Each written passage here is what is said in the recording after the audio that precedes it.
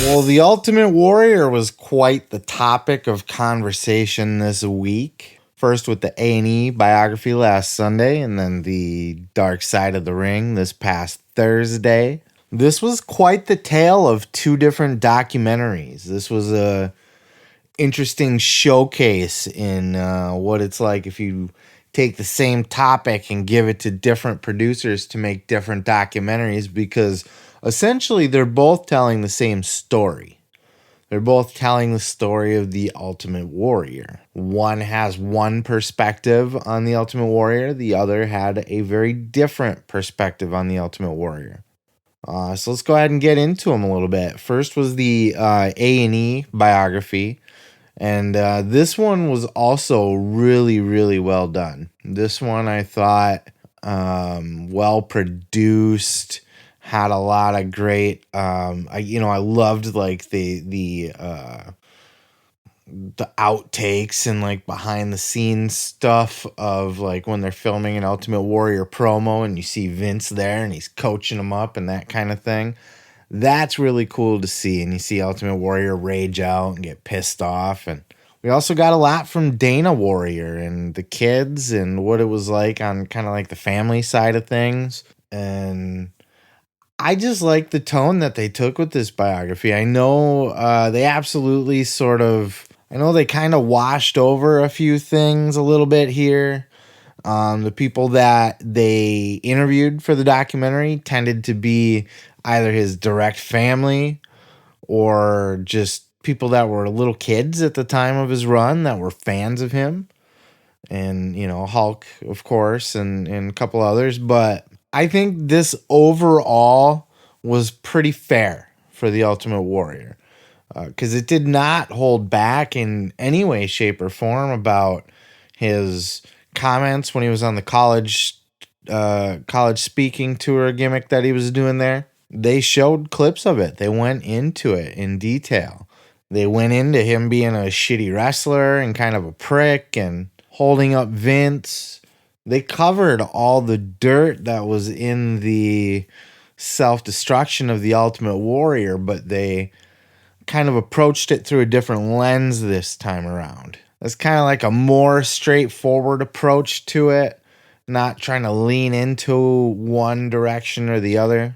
They really painted the picture of a complicated guy, a guy that was trying to find his path and his direction in life, and trying to overcompensate for things, and trying to just a very flawed, troubled person, but loved by his family and by his fans, not respected by his peers, but one of the most successful people in that field, regardless of what his peers thought. So I thought the A&E biography was really good. I don't know where I'd rank it at this point. There's been so many of them, but I thought it was pretty fair. It wasn't a hit piece, but it wasn't necessarily a fluff piece either, though it did lean on the fluffy side. But I kind of predicted that, right? I said that before on the show because they're still doing business with the Warriors family, Dana Warrior, that kind of thing. They got the Warrior Award. The self-destruction's out there, so people know those stories, so they can't lie about it or hide them, but they can address them straightforward and keep moving forward and kind of tell that last bit story of his life. And for all of his flaws in as a wrestler, as a human being on the talking circuit, his family loved him. He came back, he made peace with everybody in the wrestling business. How much hate can you hold in your heart for a guy? At what point do you let that go? And even more fairly acknowledge that he made peace with himself and peace with the world before he left.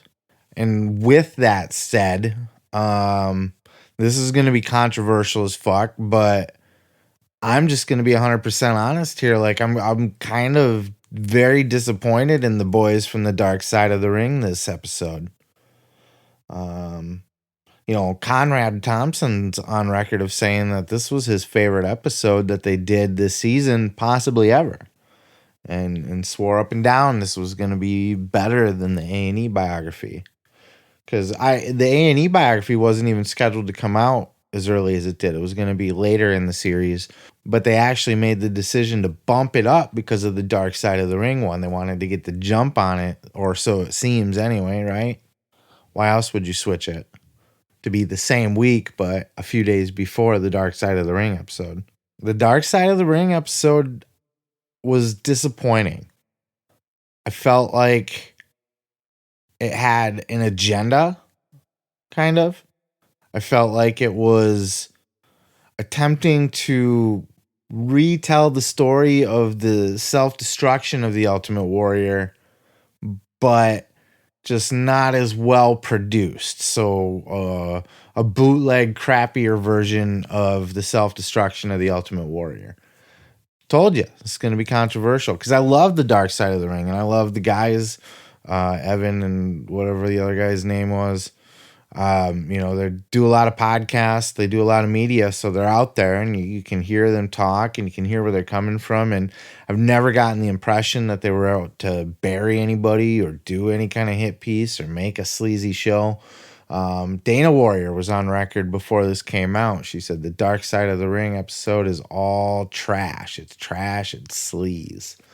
And, that's expected because she's going to be positive of her man, right? But it came off sleazy.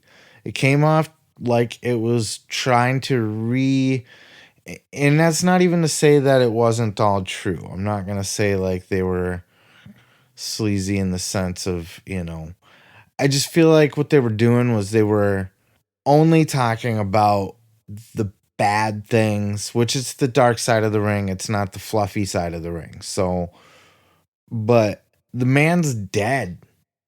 The man died after making peace with the world. He didn't die this horrible human being. He might have been. I don't know. None of us know anybody personally, but for all intents and purposes, like, you could tell that there was a different side of the guy, and at the end, he was at peace with the world. He was, from all the video, the interviews, the promos. It just, that's what you gather anyway. So why retread all that negativity? If you're going to, the A&E biography did it perfect because they did a complete biography. Here's the start of his career, here's the middle, here's the end. And in that story, there's going to be ups and downs. There's going to be good parts and bad parts.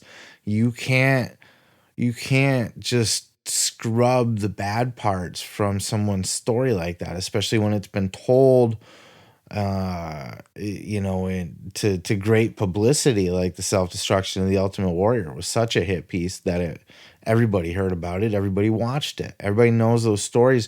Nobody denies those stories either. Nobody's saying, oh, those are lies or anything like that. But why go back there again? Why go back there and tell that same story only with shittier production, less interviews, less clips? Like they kind of they kind of touched on him making peace towards the end, but they didn't do it in the best of ways. It was like it kind of ended abruptly. Had Jake the Snake just waving his hand like, see ya, like, I don't know. I I got done watching the Ultimate Warrior biography on A&E, feeling pretty good about myself, feeling pretty good about the Ultimate Warrior, feeling nostalgic. It's a WWE piece. It's going to be fluffy. I know that. But they didn't leave any of the other shit out. They didn't dwell on it. They didn't bury him about it, but they mentioned it. They talked about it. They addressed it. They moved on. It was fair. It was fair. The self-destruction of the Ultimate Warrior was not fair. It was a hit piece, and I felt like Dark Side of the Ring was a retread of that. They didn't do anything new. They interviewed his old wife, who honestly didn't even say anything that bad about the Warrior either. Ooh, he cheated. Every wrestler in the 80s probably cheated. On the road all day, every day. Drugs, the fucking 80s party life. Their wife, she probably cheated on him. Think she was at home fucking just holding down the fort all fucking pure? Probably not. Even if they don't fuck, some of these girls, they get like a male friend where they confide all their emotional stuff into. So it's emotional cheating even that happens. Like she was fairly glowing about the warrior, you know? She was sad when he died. She was friends with him. She was heartbroken when they stopped being friends. She was said good things about him. He was misunderstood. He was all of it. So she was just as glowing about him as Dana was. I just don't know what they were trying to achieve with that. I feel like it was designed for ratings because the Ultimate Warrior is a giant star. So what's a lot of people going to be interested in? The Ultimate Warrior. But what story did they tell with it? Where did they go? They didn't break any new ground. We heard all this before. It was told by the WWE only 10 years ago and better. And then they moved on from it, and all is well with the world. Now we're retreading it.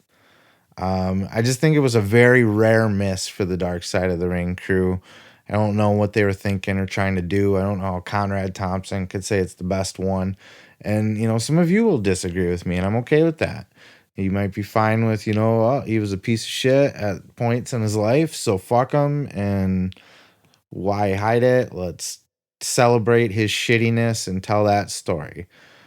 Even Jim Cornette kind of held back. You know, he was talking about how he, you know, talking about him in a respectful way towards the end. You know, how he came back and made peace with everybody.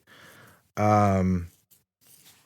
I felt dirty after watching that episode, or I did not. I felt warm inside after the A&E episode. So I don't know. Those are just my thoughts on it.